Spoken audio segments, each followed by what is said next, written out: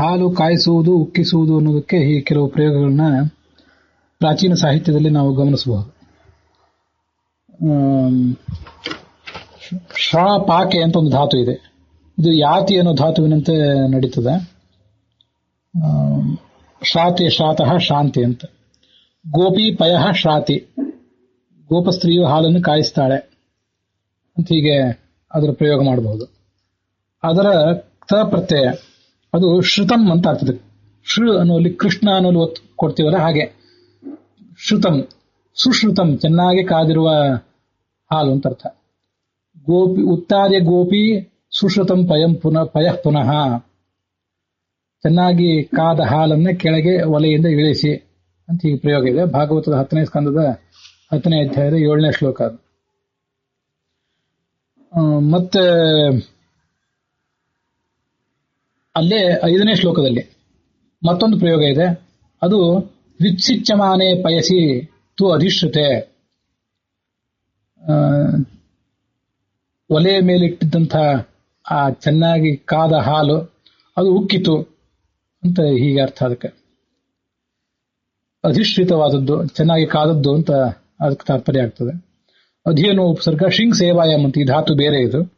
ಇದು ಶ್ರೀತ, ಶಕ್ಕೆ ರದ್ ಒತ್ತು ಕೊಟ್ಟು ಅದನ್ನು ಈ ಮಾಡಬೇಕು, ಶ್ರಿತ ಅಂತ ಆಗ್ತದೆ, ಅಧಿಶ್ರಿತ ಅಂತ. ತ್ವಂ ಪಯಃ ಅಧಿಶ್ರಯಸ್ವ, ಆತ್ಮನೇ ಪದ ಮತ್ತು ಪರಸ್ಮೈ ಪದ ಇತ್ಯಾದಿ ಅನುಸಾರವಾಗಿ ಹಾಲನ್ನು ಕಾಯಿಸು ಅಂತ ಹೀಗೆಲ್ಲ ಅರ್ಥ. ಅದಕ್ಕೆ ಪಯಃ ಉಷ್ಣೀಕುರುವಂತನೂ ಕೂಡ ಪ್ರಯೋಗ ಮಾಡಬಹುದು. ಅಧಿಶ್ರಿತ, ಚೆನ್ನಾಗಿ ಕಾದಿರುವ ಹಾಲನ್ನ ಕೆಳಗಿಳಿಸು. ಗೋಪಿ ಪಯಃ ಅಧಿಶ್ರಯತಿ ಶ್ರಯತೆ, ಆತ್ಮನೇ ಪದ ಮತ್ತು ಪರಸ್ಮೈ ಪದ ಎರಡರಲ್ಲೂ ಕೂಡ. ಹಿಂದಿನ ಶಾ ಧಾತು ಆದ್ರೆ ತ್ವಂ ಪಯಃ ಶಾಹಿ, ಯಾಹಿ ಇದ್ದಂತೆ ನೀನು ಹಾಲನ್ನು ಕಾಯಿಸು ಅನ್ನೋ ಅರ್ಥದಲ್ಲಿ ಹಾಗೆ ಪ್ರಯೋಗ. ವಿತ್ಸಿಚ್ಯಮಾನೆ, ಸಿಚಕ್ಷರಣೆ ಅಂತ ಧಾತು.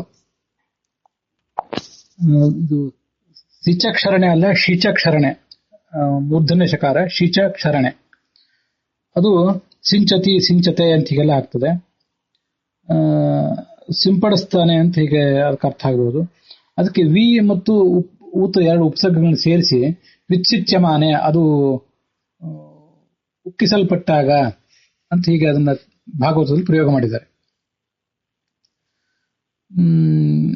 ಅಂಥದನ್ನು ಕೂಡ ನಾವು ಬಳಕೆಗೆ ತರಬಹುದು.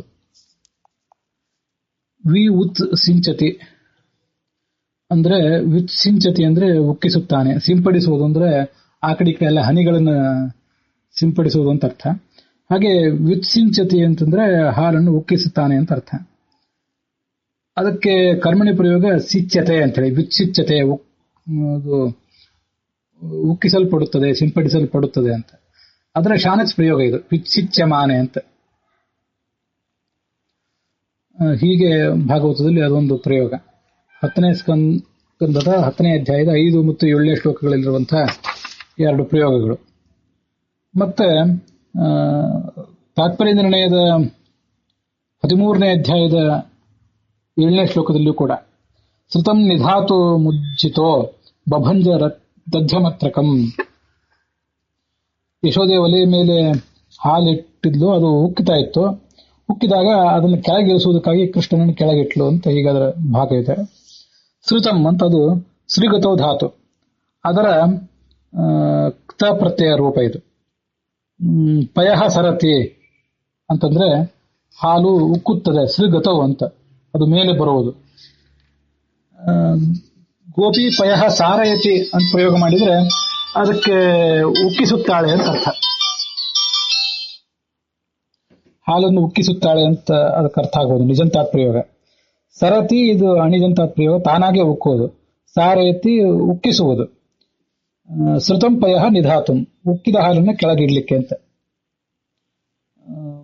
ಹೀಗೆ ಭಾಗವತದಲ್ಲಿ ಮತ್ತೆ ತಾತ್ಪರ್ಯ ನಿರ್ಣಯದಲ್ಲಿ ಅನೇಕ ಪ್ರಯೋಗಗಳು ಹೀಗಿವೆ.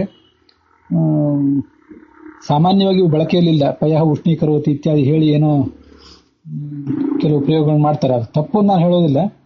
ಪ್ರಮಾಣ ಸಿದ್ಧವಾದಂತಹ ಶಾಸ್ತ್ರದಲ್ಲಿ ಈಗಾಗಲೇ ಬಳಕೆ ಕಂಡಿರುವಂತಹ ಕೆಲವು ಪ್ರಯೋಗಗಳು, ಇದನ್ನ ಬಳಕೆಯಲ್ಲಿ ತರಬಹುದು.